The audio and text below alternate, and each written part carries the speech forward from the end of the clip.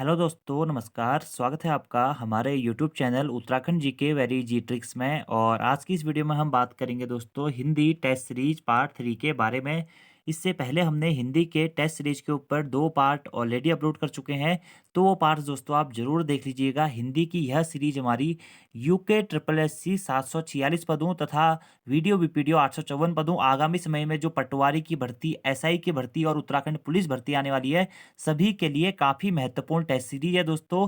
क्योंकि ये सभी प्रश्न ऐसे प्रश्न हैं जो कि प्रीवियसली यूके ट्रिपल एससी के द्वारा पूछे जा चुके हैं। अगर आप सेंट्रल लेवल में भी हिंदी का कोई एग्जाम है, वहाँ की तैयारी कर रहे हैं, उसके लिए भी आपकी एक सीरीज काफ़ी महत्वपूर्ण है। सबसे पहले दोस्तों, आप किसी भी सब्जेक्ट को पढ़ते हैं तो आपको पता होना चाहिए कि उसमें विगत वर्षों में कैसे प्रश्न पूछे गए हैं। और हिंदी एक ऐसा सब्जेक्ट है जहां पर आपको पता रहता है कि किस चैप्टर से कितने नंबर का प्रश्न आना है, और इसी हिसाब से आपको तैयारी करते हुए रहनी है। आप लोगों को पता होना चाहिए दोस्तों, एक क्वेश्चन आपका संधि का जरूर आना है तो वो एग्जाम में आएगा ही आएगा। पत्रकारिता का एक क्वेश्चन आना है तो आएगा ही आएगा दोस्तों। इसी के साथ जनसंचार का एक प्रश्न आना है तो वो आएगा ही आएगा। वर्तनी शुद्धि का एक प्रश्न आएगा ही आएगा। मुहावरों का एक प्रश्न आता है दोस्तों। इसी के साथ में अगर हम कहें पर्यायवाची शब्द, विलोम शब्द, तत्सम तद्भव शब्द, यहाँ से भी हमें एक प्रश्न देखने को मिलता है। भाषा के विकास से एक प्रश्न आएगा ही आएगा। यानी कि जितने भी चैप्टर्स हिंदी में दिए जाते हैं, सभी से हमारा एक प्रश्न आता ही आता है। तो सभी जो चैप्टर्स दिए जाते हैं उन्हें हमें कवर अप करना है और पैटर्न देखना है कि कैसा प्रश्न एग्जाम में पूछा जाता रहा है। तो आज ये हिंदी का हमारा टेस्ट सीरीज पार्ट 3 है। इसके स्टार्टिंग के पार्ट्स में दोस्तों हम बात करेंगे कैसा पेपर आता है, यूके ट्रिपल एससी कैसा फॉर्मेट पूछता है। आगे जब हम प्रैक्टिस सेट्स अपने चलाएंगे, फिर इसके बाद में जो अपने वाले क्वेश्चन चलाएंगे वो कुछ टाइम बाद चलाएंगे। फिलहाल आप देखिए कि कैसे प्रश्न यूके ट्रिपल एससी पूछ रहा है। साथ में आपको यहाँ से रिलेटेड जो एडिशनल जानकारियां बताई जाती है वो भी आप जरूर नोट डाउन करिएगा। हिंदी की भी हमारी एक हिसाब से पोस्टमार्टम क्लास है, जिसमें आज हम 10 प्रश्नों के बारे में बात करने वाले हैं। और दोस्तों, वीडियो पसंद आती है तो आपको वीडियो को लाइक जरूर करना है, कमेंट जरूर करना है और अपने दोस्तों के साथ में भी वीडियो जरूर शेयर करनी है दोस्तों। अगर आप लोग सपोर्ट करेंगे तभी ये सीरीज कंटिन्यू चल पाएगी। तो चलिए शुरू करते हैं हिंदी टेस्ट सीरीज पार्ट 3। और आज का हमारा पहला प्रश्न है, छात्र ने परिश्रम नहीं किया इसलिए वह अनुत्तीर्ण हो गया। यह वाक्य किस प्रकार का वाक्य है? सरल वाक्य है, जटिल वाक्य है, संयुक्त वाक्य है या फिर निरर्थक वाक्य है? इससे पहले भी दोस्तों मैं आपको वाक्य के बारे में बता चुका हूं कि सार्थक शब्दों का व्यवस्थित समूह या सार्थक शब्दों का व्यवस्थित क्रम ही हमारा वाक्य कहलाता है। अगर हम वाक्य की बात करें दोस्तों, तो अर्थ के आधार पर वाक्य के 8 भेद होते हैं। एग्जाम में पूछा गया प्रश्न कि अर्थ के आधार पर वाक्य के कितने भेद होते हैं? 8 भेद होते हैं।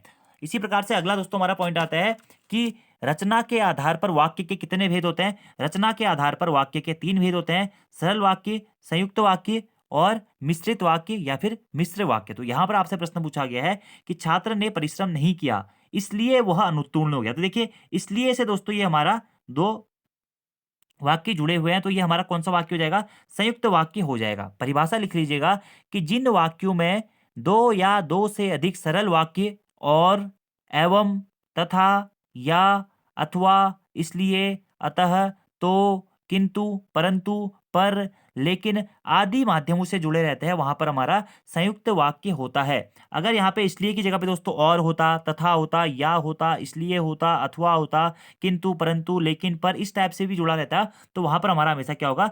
संयुक्त वाक्य होगा। और दोस्तों, इस प्रकार के प्रश्न आपसे एग्जाम में पूछे जाते हैं।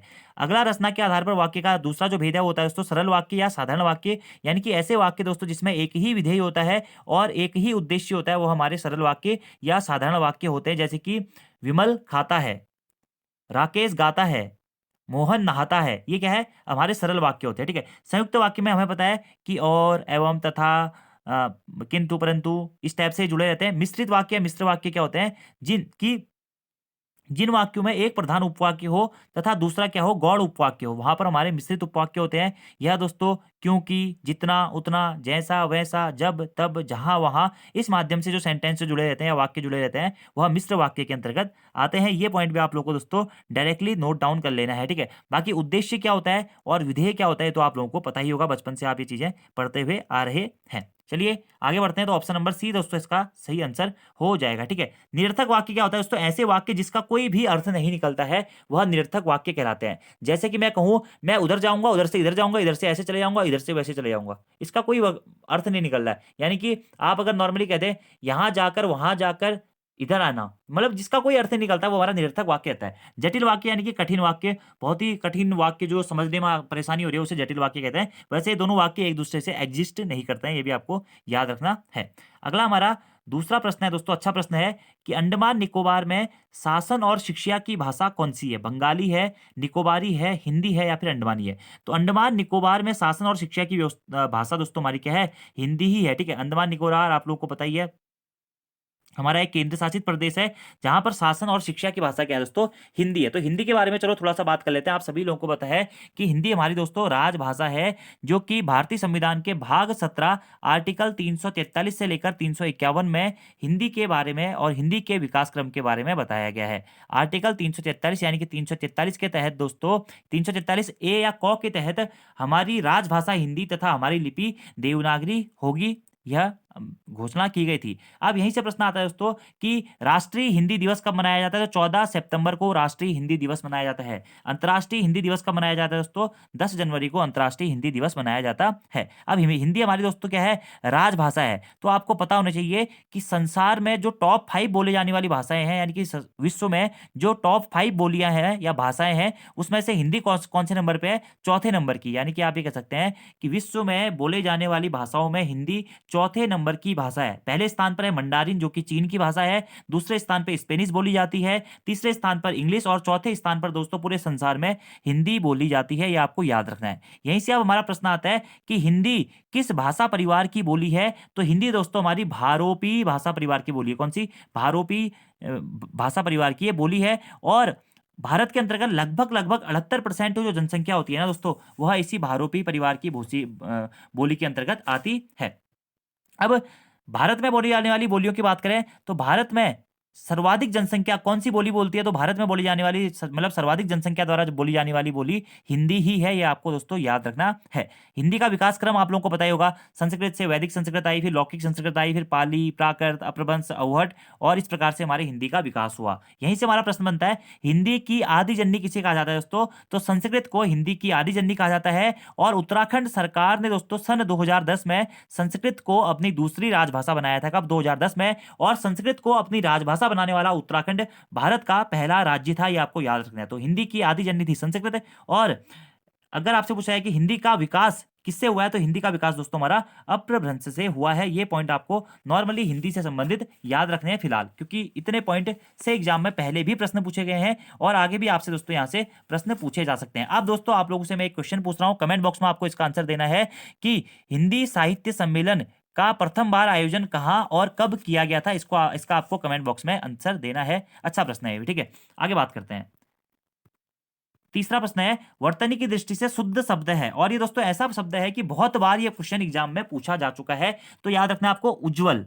क्या दोनों जो है दोस्तों आधे आधे आते हैं? बहुत सारे लोग इस प्रकार के प्रश्नों को गलत करके आते हैं, क्योंकि वो एक आधा जो और दूसरा पूरा जो, यानी कि ए ऑप्शन सही करके आ जाते हैं। लेकिन इसका आंसर होता है दोस्तों क्या? दोनों जय हमारे आधे आधे आते हैं, ठीक है। बाकी वर्तनी क्या होता है दोस्तों, आप लोगों को पता ही होगा कि मुख्यतः जो भी आप लिखते हैं तो आपको सही लिखना चाहिए, यानी कि आपके उच्चारण पर ही आधारित रहता है क्या, एक हिसाब से, कि वर्तनी कैसे आप लिख रहे हैं, ये सब चीज़ें, ठीक है। और वर्तनी आप ये कह सकते हैं कि मेनली लिखने की जो रीति होती है उसी को वर्तनी कहते हैं। वर्तनी को ही अक्षरी भी कहा जाता है, और वर्तनी को ही क्या, हिज्जे भी कहा जाता है। क्या हिज्जे? तो प्रश्न आपसे पूछा जाता है दोस्तों कि निम्न में से हिज्जे किसे कहा जाता है? तो लिखने की रीति को ही वर्तनी, अक्षरी या फिर हिज्जे कहा जाता है। जैसा आप उच्चारण करते हैं वैसा ही आप लिखते हैं दोस्तों। आप ये कह सकते हैं कि हिंदी में जो आप बोलते हैं वही लिखा जाता है, जो कि हमारे लिपि चिन्ह बनाए हैं उसके माध्यम से हमारे फिर व्याकरण, मातृभाषा, बोली, उससे संबंधित जो भी अशुद्धियां हैं उनको दूर करके जो शुद्ध भाषा में जो चीजें लिखी जाती है, स्पष्टता जो लिखी जाती है,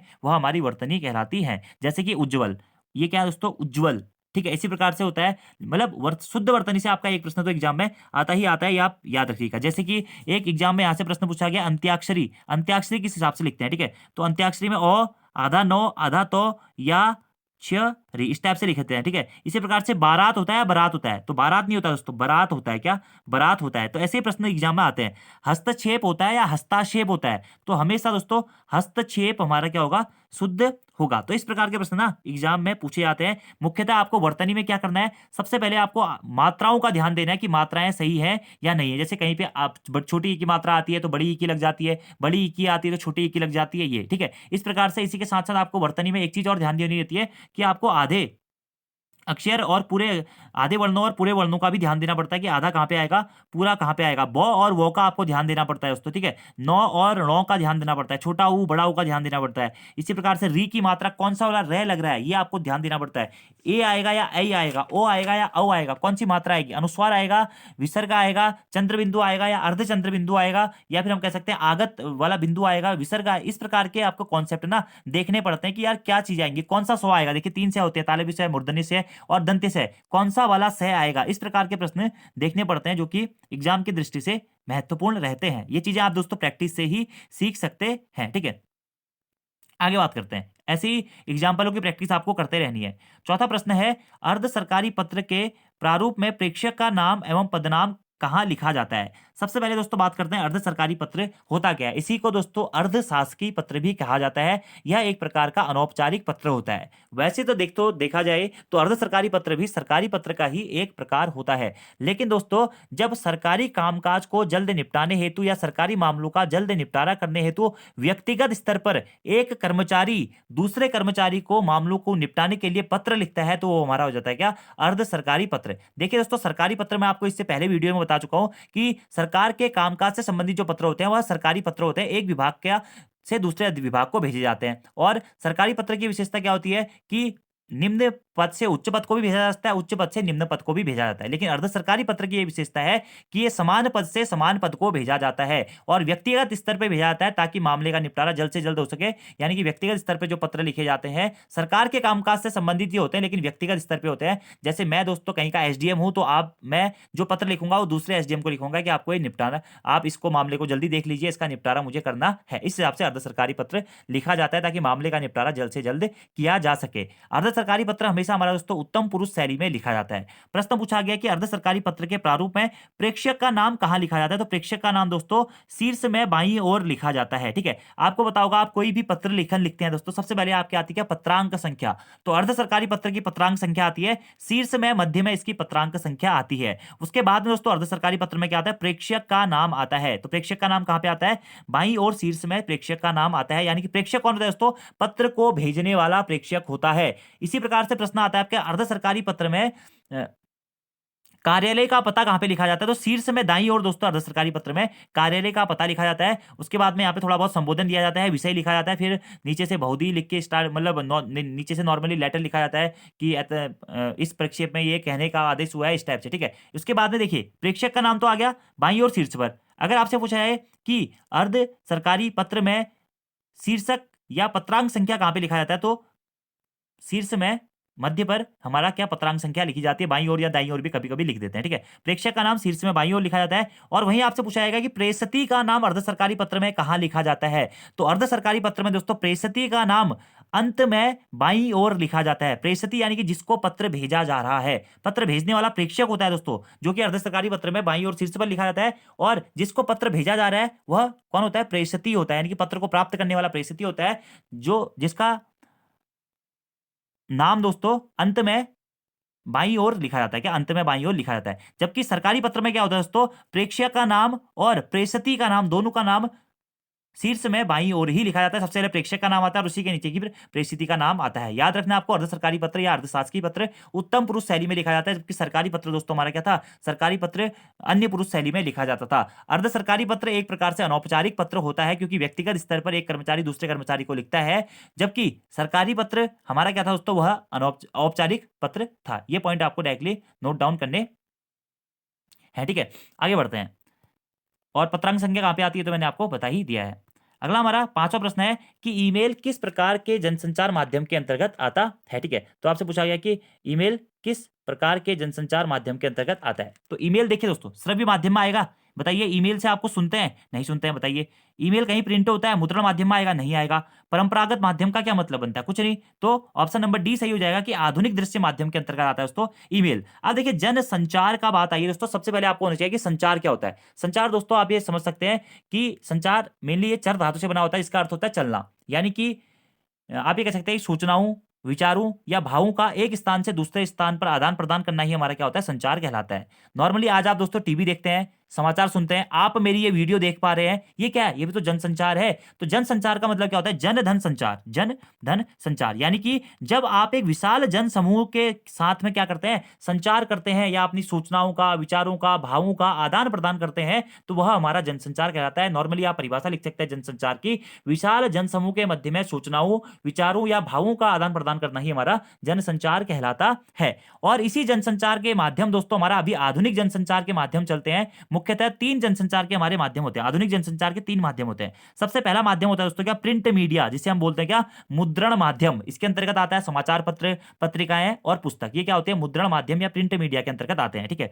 दूसरा आता है दोस्तों हमारा क्या, इलेक्ट्रॉनिक मीडिया। इलेक्ट्रॉनिक मीडिया, इसी को हम दोस्तों आधुनिक दृश्य माध्यम भी कहते हैं। इलेक्ट्रॉनिक मीडिया को ही आधुनिक दृश्य माध्यम भी कहते हैं, जिसके तहत radio, television, internet, cinema, Facebook, WhatsApp, ये सब कुछ आता है। ठीक है। तीसरा होता है क्या, सोशल मीडिया। सोशल मीडिया भी इलेक्ट्रॉनिक मीडिया के ही एक पार्ट के रूप में जाना जाता है। तो प्रश्न देखिए क्या पूछा गया है, ईमेल किस जनसंचार माध्यम के अंतर्गत आता है, तो ये आ जाएगा दोस्तों आधुनिक दृश्य माध्यम के अंतर्गत, या फिर आप नॉर्मली इसे दोस्तों इलेक्ट्रॉनिक मीडिया भी कह सकते हैं। क्या इलेक्ट्रॉनिक मीडिया के अंतर्गत भी हमारा ईमेल आता है, या सोशल मीडिया के अंतर्गत भी हम ईमेल को गिन सकते हैं। अब ईमेल की फुल फॉर्म क्या होती है, ये होती है इलेक्ट्रॉनिक मेल। इलेक्ट्रॉनिक मेल, जैसे दोस्तों ईमेल पूछा गया, वैसे ही आपसे प्रश्न पूछा जा सकता है कि रेडियो किस प्रकार के जनसंचार माध्यम में आएगा, तो इलेक्ट्रॉनिक माध्यम में आ जाएगा रेडियो, या इसे सोशल माध्यम भी आप कह सकते हैं। ठीक है।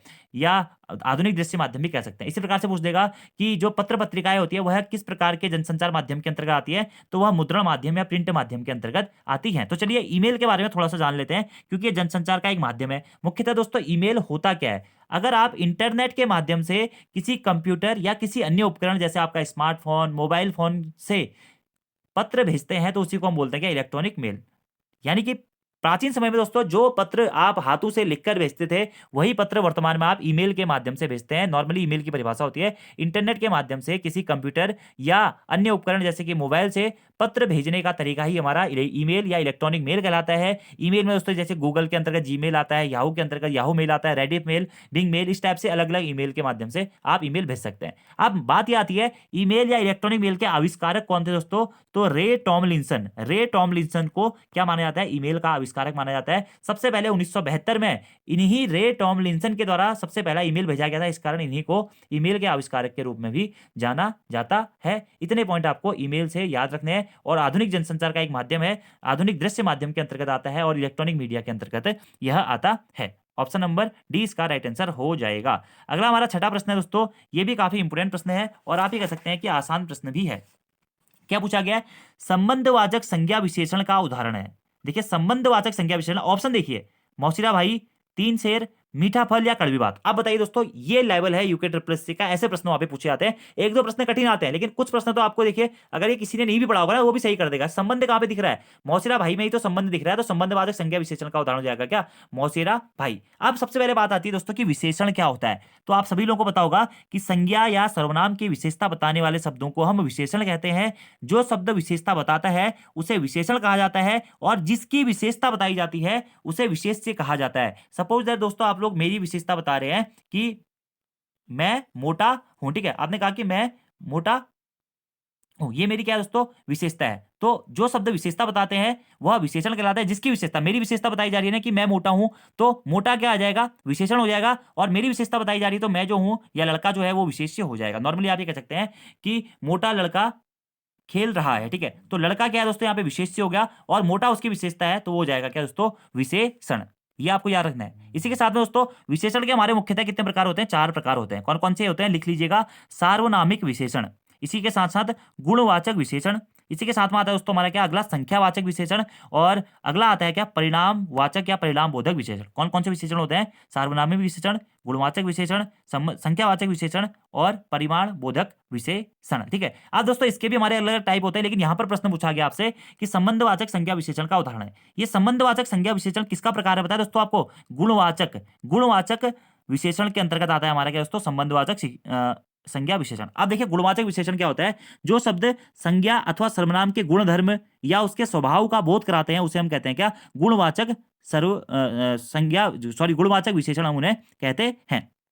अब गुणवाचक विशेषण के अलग अलग टाइप होते हैं, जैसे कालबोधक, विशेषण होता है दोस्तों, रंग बोधक विशेषण होता है, दशा बोधक होता है, गुण बोधक होता है और आकार बोधक विशेषण होता है। इसी प्रकार से गुणवाचक विशेषण के अंतर्गत ही एक प्रकार आता है क्या, संबंधवाचक संज्ञा विशेषण, जिसमें दोस्तों हम संबंध को बताते हैं, संबंध को या हमारे पारिवारिक संबंध, जैसे यहाँ पे मेरा भाई, वो चचेरा भाई, तमेरा भाई, पापा, मम्मी, ताऊ, ताई, इस टाइप से जो भी संबंध आएगा ना, जो भी संबंध होगा वह हमारा क्या हो जाएगा, वहां पे संबंधवाचक संज्ञा विशेषण होता है, जो कि क्या होता है, गुणवाचक विशेषण का एक प्रकार है। सार्वनामिक विशेषण में क्या होता है दोस्तों, इसमें विशेषण के रूप में प्रयुक्त होने वाले सर्वनाम को सार्वनामिक विशेषण कहा जाता है। गुणवाचक विशेषण में जिसमें गुण, धर्म या स्वभाव का बोध होता है, गुणवाचक विशेषण होता है। संख्यावाचक विशेषण में दोस्तों जहां पे संज्ञा अथवा सर्वनाम संख्या का बोध कराते हैं, वह संख्यावाचक विशेषण हो जाता है। और परिमाण बोधक विशेषण क्या होता है, जहां पर संज्ञा या सर्वनाम में परिमाण का बोध होता है, वो उसे परिमाण बोधक विशेषण कहते हैं। देखिए, मौसेरा भाई तो हो गया संबंध वाचक संज्ञा विशेषण, इसी को आप गुणवाचक विशेषण भी दोस्तों कह सकते हैं। अगला क्या है दोस्तों, तीन शेर। देखिए, तीन मतलब तीन आ गया ना, यानी कि जहां पे भी संख्या आ जाएगी वो हो जाएगा दोस्तों हमारा क्या, संख्यावाचक विशेषण। ठीक है, आप संख्यावाचक भी दो प्रकार का होता है बाद में, निश्चित और अनिश्चित। जैसे दोस्तों मीठा फल, मीठा क्या है दोस्तों, ये भी हमारा गुणवाचक विशेषण है, यानी कि गुण को दिखा रहा है, मीठा यानी कि स्वाद को बता रहा है। ठीक है, इसी के साथ साथ कड़वी बात, ये भी कड़वेपन को दिखा रहा है, तो ये भी हमारा गुणवाचक विशेषण के अंतर्गत ही आता है। आपसे पूछा गया था प्रश्न सरल सा कि संबंधवाचक संज्ञा विशेषण का उदाहरण हो जाएगा हमारा क्या दोस्तों, मौसेरा भाई। विशेषण क्या होता है, मैंने आपको बता दिया, संज्ञा या सर्वनाम की विशेषता बताते हैं, चार प्रकार से होते हैं। विशेषण के साथ साथ ही दोस्तों हमारा क्या होता है, एक होता है प्रविशेषण, यानी कि विशेषण की भी विशेषता बताने वाला हमारा होता है क्या, प्रविशेषण। जैसे कि लड़का बहुत तेज हंसता है, तो बहुत जो होगा दोस्तों वह क्या हो जाएगा, हमारा यहाँ पे प्रविशेषण हो जाएगा। ठीक है, अ, राम अत्यंत सुंदर है, तो अत्यंत क्या हो जाएगा, यहाँ पे प्रविशेषण हो जाएगा। ये आप चीजें नोट डाउन कर सकते हैं। एग्जाम में दोस्तों आपसे प्रश्न इस प्रकार का पूछा जा सकता है, जैसे आपसे पूछ देगा कि सफेद कुत्ता घूम रहा है, इसमें कौन सा हमारा विशेषण है। ठीक है, तो सफेद कुत्ता है दोस्तों, देखिए क्या है, कुत्ता है, सफेद है, गुणवाचक विशेषण है, क्या है, गुणवाचक विशेषण है। और सफेद है ना कुत्ता, तो यहाँ पे क्या हो जाएगा, रंग बोधक भी ये हो जाएगा। इस प्रकार से प्रश्न एग्जाम में आपसे पूछे जाते रहे हैं, याद रखना आपको।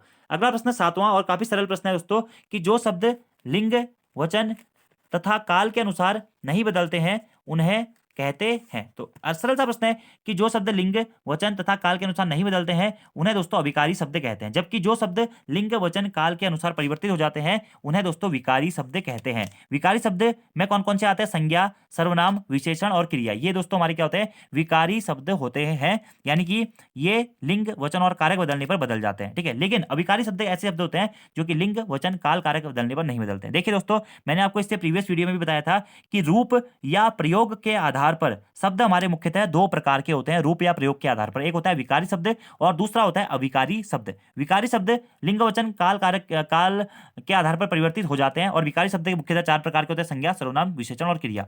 अविकारी शब्द दोस्तों ऐसे शब्द होते हैं जो कि लिंग, वचन, काल, कारक के अनुसार नहीं बदलते हैं, यानी कि ये हमेशा दोस्तों हमारे एक जैसे ही रहते हैं। जैसे हम कहेंगे आहा, अति सुंदर, अति, ओहो, इस टाइप से जो हम कहते हैं। ठीक है, क्यों, कैसे, क्या, इस प्रकार के जो भी वो अभी शब्द होते हैं ये हमारे अविकारी शब्द होते हैं। नॉर्मली आप ये कह सकते हैं कि जो शब्द हमेशा एक जैसे रहते हैं, जिनमें कोई परिवर्तन नहीं होता है, वो हमारे अविकारी शब्द कहलाते हैं। अब अविकारी शब्द के भी दोस्तों मुख्यतः चार या पांच प्रकार माने जाते हैं, क्रिया विशेषण अव्ययी, संबंध बोधक अव्ययी, समुच्चय बोधक अव्ययी और विस्मयादि बोधक अव्ययी। यानी कि अव्ययी को ही आप ये कह सकते हैं कि अविकारी शब्द भी कहा जाता है। जैसे क्रिया विशेषण अव्ययी में क्या आता है, आज, कल, अब, कब, परसों, यहाँ, वहां, इधर, उधर, क्यों, कैसे। अब देखिए दोस्तों, अविकारी शब्द में आपको ये जरूर याद रखना है कि क्रिया विशेषण अव्यय क्या होता है, संबंध बोधक अव्यय क्या होता है, समुच्चय बोधक अव्यय क्या होता है और विस्मयादि बोधक अव्यय क्या होता है। क्योंकि एक बार आयोग ने यहां से भी प्रश्न पूछा है दोस्तों कि कल क्या है, तो कल अविकारी शब्द है और यह क्रिया विशेषण अव्यय है। तो याद रखना है, क्रिया विशेषण में आज, कल, अब, कब, परसों इस प्रकार से दिखाया जाएगा। संबंध बोधक अव्यय में दोस्तों मैं, से, पर, के ऊपर, के नीचे। समुच्चय बोधक में आता है और, परंतु, या, इसलिए, तो, यदि, क्योंकि। विस्मयादि बोधक में आहा, हो, हाय, राम राम, अल्लाह, इस टाइप से विस्मयादि बोधक चिन्ह जहाँ पे लग जाता है वो हमारा अविकारी शब्द के अंतर्गत आ जाता है। अब देखिए यहाँ पे दो ऑप्शन और दिए गए, ऋण शब्द और योग ऋण शब्द। तो रचना या बनावट के आधार पर दोस्तों शब्द हमारे मुख्यतः तीन प्रकार के होते हैं, ऋण शब्द, यौगिक शब्द और योग ऋण शब्द। ऋण शब्द क्या होते हैं, ऐसे शब्द जिसके सार्थक खंड नहीं हो सकते, वो हमारे क्या होता है, ऋण शब्द होता है। अगर आप इसके सार्थक खंड करेंगे भी तो उसका कोई अर्थ नहीं निकलता है। यौगिक क्या होते हैं, दो या दो से अधिक शब्दों से मिलकर जो शब्द बनता है उसे हम बोलते हैं यौगिक शब्द। योगऋण क्या होता है, ये भी दोस्तों दो या दो से अधिक शब्दों से मिलकर बना होता है, लेकिन किसी तीसरे की ओर को यह इंगित करता है, यानी कि तीसरे की ओर को संकेत करता है। और सभी बहुव्रीहि समास के सभी उदाहरण हमारे योगऋण शब्द के अंतर्गत आते हैं। इसके बारे में हम कभी आगे बात करेंगे। ठीक है, अगला हमारा आठवां प्रश्न है कि कुश धन आसन में कौन सी संधि है। और इतना सरल प्रश्न दोस्तों ना, संधि का इतना सरल प्रश्न ये है कि कोई भी गलत नहीं करके आ सकता है। जो बच्चा 6 में पढ़ता है ना, जिसे स्टार्टिंग में संधि पढ़ाई जाती है, वो भी इस प्रकार के प्रश्नों को गलत नहीं करता है। संधि क्या होती है, आप सभी लोगों को पता है कि दो समीपवर्ती वर्णों के मेल से जो भी विकार या परिवर्तन उत्पन्न होता है उसे हम क्या कहते हैं, संधि कहते हैं। ठीक है, अब संधि मुख्यतः हमारी 3 प्रकार की होती है, आप सभी लोगों को बताइए। स्वर संधि, व्यंजन संधि और विसर्ग संधि। स्वर संधि के भी हमारे 5 प्रकार होते हैं, मैंने आपको बताया था, D G V V Y, दीर्घ संधि, गुण संधि, वृद्धि संधि, यण संधि और अयादि संधि। तो देखिए, कुश धन आसन संधि क्या होता है, मुख्यतः मैंने आपको बताया था कि प्रथम शब्द का अंतिम वर्ण और द्वितीय शब्द के प्रथम वर्ण के बीच में जो भी मेल या विकार उत्पन्न होता है उससे हमारी क्या होती है, संधि होती है। देखिए, कुश सौ, आप इसे नॉर्मली कुश ओ का उच्चारण हो रहा है ओ, और प्रथम शब्द का अंतिम वर्ण क्या है, ओ, और दूसरे शब्द का प्रथम वर्ण क्या है, आ। और धन आ बराबर क्या होता है दोस्तों, ये हो जाता है आ। नॉर्मली आप इसे कह सकते हैं कि ये दीर्घ संधि होगी। दीर्घ संधि की परिभाषा मैंने आपको इससे पहले भी बताई थी दोस्तों, कि समान स्वरों का जब समान स्वरों के साथ में मेल होता है वह हमारा क्या होता है दोस्तों, दीर्घ संधि कहलाती है या दीर्घ स्वर संधि कहलाती है। या आप दोस्तों ये कह सकते हैं कि दीर्घ या ह्रस्व स्वरों अ ई उ के बाद में अगर दीर्घ या ह्रस्व अ ई उ आ जाए तो दोनों के मेल से क्या होता है, बड़ा आ, बड़ा ई और बड़ा ऊ हो जाता है। और बीच में हमेशा क्या होगी, बड़ा मात्रा ही आएगी। तो बड़ा आ की मात्रा आएगी या बड़ी ई की मात्रा आएगी या बड़े ऊ की मात्रा आएगी। जैसे कुश धन आसन, ये क्या हो जाएगा दोस्तों, कुशासन। कुशासन। नॉर्मली आप ये भी कह सकते हैं कि अ धन आ बराबर क्या हो रहा है, आ हो रहा है, तो यहां पर हमारी क्या होगी दोस्तों, दीर्घ संधि होगी। ठीक है, अगर अ ई ऊ के बाद में अ ई ऊ आ जाए, बड़ा अ ई ऊ आ जाए, छोटा अ ई आ जाए, यानी कि समान स्वर के बाद में समान स्वरों का मेल होता है, तो वहां पे हमारी दीर्घ संधि होती है। गुण संधि कहां पर होती है दोस्तों, यदि अ या आ के बाद में दोस्तों ई उ री आ जाए तो वहां पर गुण संधि होती है। और गुण संधि की एक विशेषता है कि हमेशा इसमें एक मात्रा आती है, या तो एक मात्रा आएगी या ओ की एक मात्रा आएगी। वृद्धि संधि क्या होती है, अगर अ या आ के बाद में ए ऐ आ जाए या ओ या औ आ जाए तो ए या ऐ का दोस्तों ऐ हो जाता है और ओ या औ का औ हो जाता है। यानी कि वृद्धि संधि की एक विशेषता यह है कि हमेशा इसमें दो मात्राएं आती हैं, हमेशा दो मात्राएं आती हैं। यण संधि की मैंने आपको बताया था कि अगर ई उ री के बाद में कोई भी भिन्न स्वर आ जाए तो ई का य हो जाता है, उ का व हो जाता है और री का र हो जाता है। यण संधि की एक विशेषता है, य व र ल के पहले जहां पे भी आधा वर्ण आएगा वहां पर हमारी यण संधि होती है। तो कुश धन आसन, कुशासन कौन सी संधि है दोस्तों, इसमें दीर्घ संधि है। ऑप्शन नंबर ए इसका राइट आंसर हो जाएगा। अगला हमारा 9वां प्रश्न है, देखिए, नीलिमा शब्द में प्रयुक्त प्रत्यय है। अब दोस्तों, उपसर्ग क्या होता है और प्रत्यय क्या होता है, ये सभी लोगों को आपको पता होगा। ठीक है, मुख्यतः उपसर्ग और प्रत्यय हमारे शब्दों के ही दो भेद भी माने जाते हैं। उपसर्ग क्या होता है, जो शब्द के पहले लगकर या शब्द के समीप लगकर उसके अर्थ को परिवर्तित कर देता है, वो हमारा उपसर्ग होता है। ठीक है, जो उपसर्ग हमेशा क्या होता है, शब्द के पहले लगते हैं। ठीक है, शब्द के पहले लगते हैं उपसर्ग, यानी कि उप धन सर्ग होता है।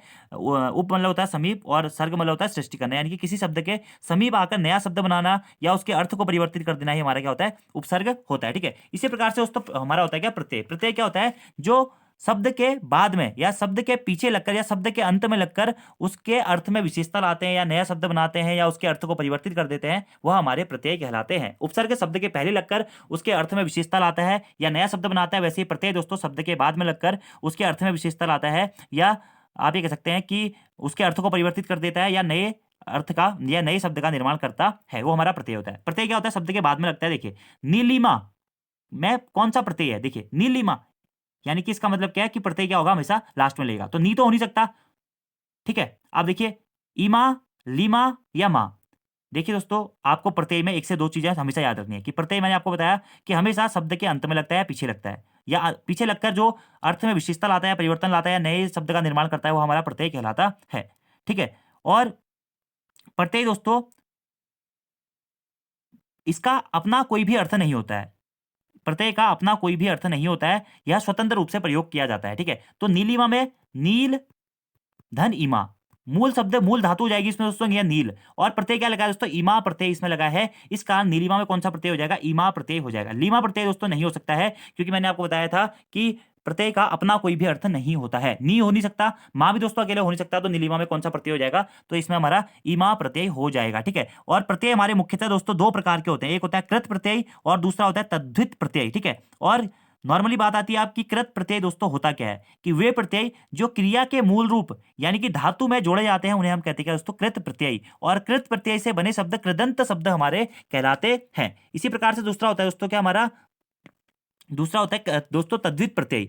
वे प्रत्यय जो क्रिया के मूल रूप यानी कि धातु को छोड़कर अन्य शब्दों जैसे कि संज्ञा, सर्वनाम, विशेषण, अव्यय आदि से जुड़े रहते हैं, उन्हें हम कहते हैं दोस्तों तद्धित प्रत्यय। और तद्धित प्रत्यय से बने शब्द तद्धितांत शब्द कहलाते हैं। ये पॉइंट भी आपको डायरेक्टली नोट करना है। और नीलिमा में कौन सा प्रत्यय है दोस्तों, इसमें इमा प्रत्यय होगा। ठीक है, कौन सा प्रत्यय होगा, इमा प्रत्यय होगा। बहुत महत्वपूर्ण है ये पॉइंट दोस्तों। इसी के साथ में और प्रत्यय भी आप याद कर लीजिएगा, जैसे कि अक्कड़ प्रत्यय होता है, आ प्रत्यय होता है, आई प्रत्यय होता है, ए या प्रत्यय होता है, ना प्रत्यय होता है। तो अलग अलग प्रकार के हमारे प्रत्यय होते हैं, काफी सारे प्रत्ययों की संख्या मानी गई है। यानी कि प्रत्यय का कोई भी एक्चुअलिटी में आप ये कह सकते हैं कि एक ही प्रकार के प्रत्यय नहीं होते हैं। क्यों, क्योंकि कृत प्रत्यय भी होता है, तद्वितांत प्रत्यय भी होता है। ऐसे दोस्तों कुछ इतिहासकारों ने, मतलब जो हमारे भाषाविद थे हिंदी के, उन्होंने तत्सम प्रत्यय, तद्भव प्रत्यय, इस प्रकार के प्रत्यय भी दे दिए हैं। ठीक है, तो आपको इनका थोड़ा बहुत ध्यान रखना है।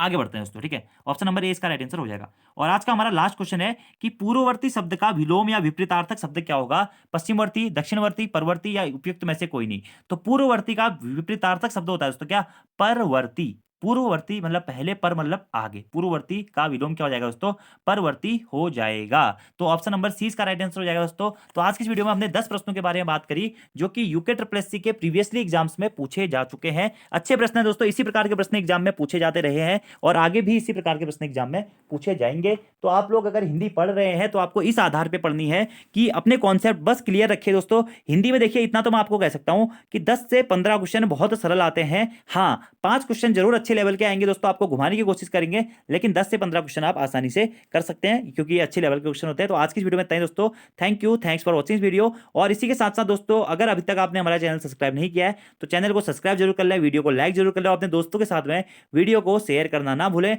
और दोस्तों हमारा 1 मार्च से उत्तराखंड और हिंदी का नया ऑनलाइन कोर्स भी शुरू होने वाला है। तो जो लोग इस कोर्स से जुड़ना चाहते हैं उत्तराखंड के आगामी एग्जाम्स की तैयारी के लिए, वो हमें व्हाट्सएप पर इस कॉन्टैक्ट नंबर पर संपर्क कर सकते हैं 7417540616। तो thank you friends, thanks for watching video, see you next time.